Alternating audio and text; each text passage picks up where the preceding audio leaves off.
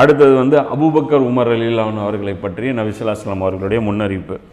அதில் என்ன சொல்கிறாங்க அப்படின்னா, திர்மிதியில் 3799 ஹதீஸு, முஸ்னத் அஹமதில் 23665 ஹதீஸ். ஹுதைஃபா ரலியல்லாஹு அவர்கள் வச்சு, அதான் பாருங்கள், எல்லாமே பெரிய ஆட்களே வருவாங்க இந்த ஹதீஸில். ஹுதைஃபா ரலியல்லாஹு அவர்கள் அறிவிக்கக்கூடிய ஹதீஸு, நான் இன்னும் எவ்வளவு காலம் இருப்பேன் என அறிய மாட்டேன். ரசூலுல்லாஹ் சொல்கிறாங்க, என்னுடைய இன்னும் டைம் எவ்வளோ இருக்குன்னு நான் சொல்ல மாட்டேன். அதாவது நபி ஸல்லல்லாஹு அலைஹி வஸல்லம் அவர்களுடைய மரணம் ஆப்ஷனலாக இருந்தாலும், மரணத்தை நீங்கள் செலக்ட் பண்ணுறீங்களா அப்படின்னு சொல்லி கேட்டால் அல்லாஹ் கொடுத்துருவான், மரணத்தை செலக்ட் பண்ணியாச்சுன்னு. ஆனால் எந்த நாள் உயிர் பிரியும், எந்த நேரத்தில் உயிர் பிரியுங்கிறது அது அல்லாஹ்வுடைய ஆப்ஷன்.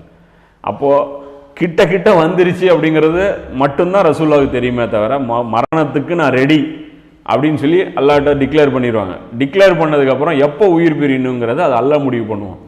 அப்போ அந்த அடிப்படையில் எவ்வளோ காலம் நான் இருக்க மாட்டேன் என்று நான் அறிய மாட்டேன். பிறகு அபூபக்கர் மற்றும் உமரின் பக்கம் சைகை செய்து எனக்கு பின் இவர்களுக்கு கட்டுப்படுங்கள். ரசூலுல்லாஹ் சொல்கிறாங்க, எனக்கு அப்புறம் இவங்க 2 பேருக்கு நீங்கள் கட்டுப்படுங்க. அது சொல்கிறாங்க. சொல்லிட்டு சொல்கிறாங்க, அம்மாரின் ஒப்பந்தத்தை உறுதியாக பற்றிருக்கு. அம்மார் ரலியல்லாஹு அவர்களை ஸ்ட்ராங்காக ஃபாலோ பண்ணிங்க. அது என்ன, அபூபக்கர் உமருக்கு அப்புறம் அம்மார் ரலியல்லாஹு உங்களுக்கு மிக முக்கியமான ஒரு நபர் அப்படிங்கிறாங்க. ஏன் அம்மார் ரலியல்லாஹுவை பற்றி சொன்னாங்க? அது எல்லாமே பார்த்தீங்கன்னா அந்த நபி ஸல்லல்லாஹு அலைஹி வஸல்லம், அதாவது அந்த அலி ரலியல்லாஹு அவங்களுடைய அந்த காலகட்டத்தில் வரும்போது அம்மார் ரலியல்லாஹுடைய ரோல் எவ்வளோ இம்பார்ட்டண்ட்டாக இருந்தது, அதன் மூலமாக எவ்வளோ பெரிய ஒரு மக்கள் வந்து நேர்வழிக்கு வந்தாங்க, சத்தியத்துக்கும் அசத்தியத்திற்குமான ஒரு ஃபுர்கானாக அம்மார் ரலியல்லாஹு அந்த நேரத்தில் எப்படி விளங்கினாங்க அப்படிங்கிறத இன்ஷால்லா நம்ம அதில் தெரியும். அடுத்தது ரசூலுல்லாஹ் சொல்கிறாங்க, அப்துல்லா இப்னு மசூத் ரலியல்லாஹு அவர்கள் எதை சொல்வாரோ அதை நம்புங்கள் அப்படிங்கிறாங்க. இப்னு மசூத் சொல்கிறத தயவு செஞ்சு நம்புங்க, அவங்க சொல்கிறது தான் ஃபைனலுன்னாங்க.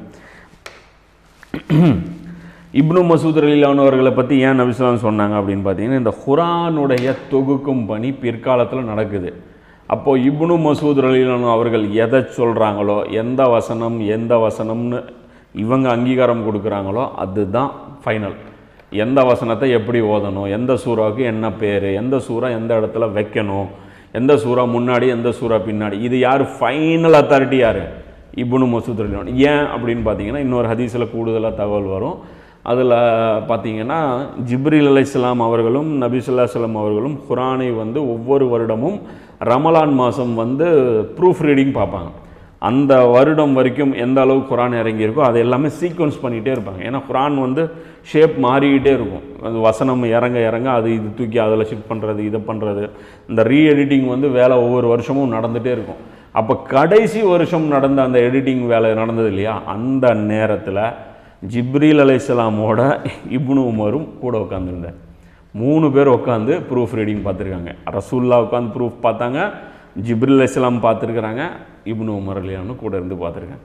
அப்போது இவருக்கு ஃபுல்லாக தெரியும் எது குர்ஆனு, எந்த ஆயத்து எப்படி ஓதணும், எந்த சூறாவில் எவ்வளோ வசனங்கள், எந்த சூறா முன்னாடி எந்த சூறா பின்னாடி, எந்த இடத்துல நிறுத்தணும், எந்த இடத்துல சேர்த்தணும்.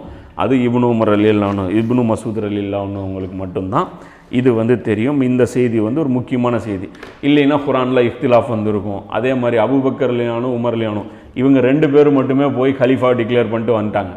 இவங்க 2 பேர் தீர்மானம் பண்ணால் ஒட்டுமொத்த சமுதாயம் ஏற்குமா? ஏற்றுச்சு. ஏன்?